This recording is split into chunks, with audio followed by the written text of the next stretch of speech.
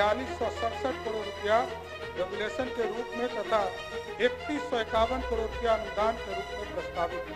7818 करोड़ रुपया में पंचायती राज संस्थानों को 5083 करोड़ रुपया तथा क्या फिर से होने वाला है गठबंधन? आखिर बिहार विधानसभा में नीतीश कुमार और तेजस्वी के बीच इशारों में क्या बातचीत हुई होगी? क्या नीतीश और तेजस्वी कुछ डील तो नहीं कर रहे थे? यह वाकया बिहार विधानसभा बजट सत्र के दौरान हुआ, जहां मुख्यमंत्री नीतीश कुमार और विपक्ष के नेता तेजस्वी यादव के बीच इशारों में हुई बातचीत ने बिहार में अब राजनीतिक हलचल बहुत तेज कर दी है।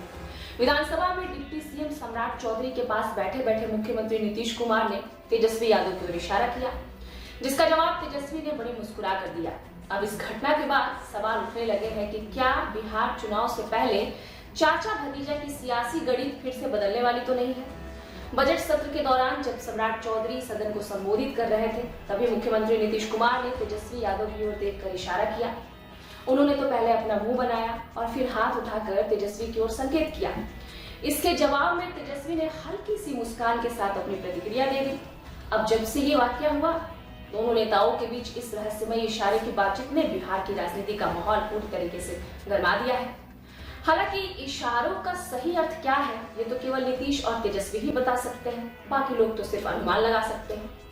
दरअसल नीतीश कुमार और तेजस्वी यादव के बीच इस हल्की बातचीत के बीच एक और बड़ा संकेत मिला है। राष्ट्रीय जनता दल यानी कि राजद के मुखिया लालू प्रसाद यादव ने पहले ही स्पष्ट किया है कि उनके लिए नीतीश के दरवाजे हमेशा से खुले हैं। हाँ, ये अलग बात है कि तेजस्वी ने बहुत कुछ पहले कहा है। हाल ही में लालू यादव ने कहा था कि हम मिलकर भाजपा को रोकने के लिए तैयार हैं। अब उनके बयान में कि हम मिलकर भाजपा को रोकेंगे का सीधा सीधा अर्थ निकाला जा रहा है कि कहीं उनका इशारा नीतीश कुमार की तरफ तो नहीं है। हालांकि तेजस्वी यादव फिलहाल इस संभावना को खारिज कर रहे हैं कि नीतीश कुमार फिर से महागठबंधन का हिस्सा बन सकते हैं।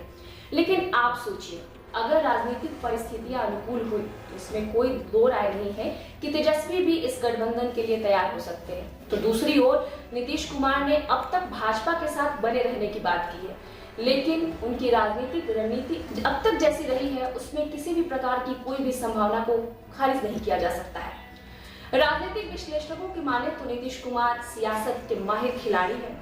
सीट बंटवारे से लेकर चुनावी समीकरण तक को अपने हिसाब से साधने में वे बड़े निपुण हैं। यही वजह है कि वे समय समय पर कुछ ऐसा कदम उठाते हैं जिससे उनके सहयोगी असमंजस में आ जाते हैं।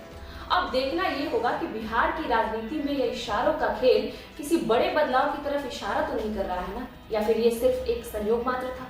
तो ये थी बिहार की सियासत से जुड़ी हुई खबर, जो विधानसभा चुनाव होने से पहले खूब तूल पकड़ रही है। और भी खबरों से हम आपको करते रहेंगे अपडेट। अब बने रहिए पीपीएम टाइम्स बिहार पे। मैं थी आपके साथ सृष्टि।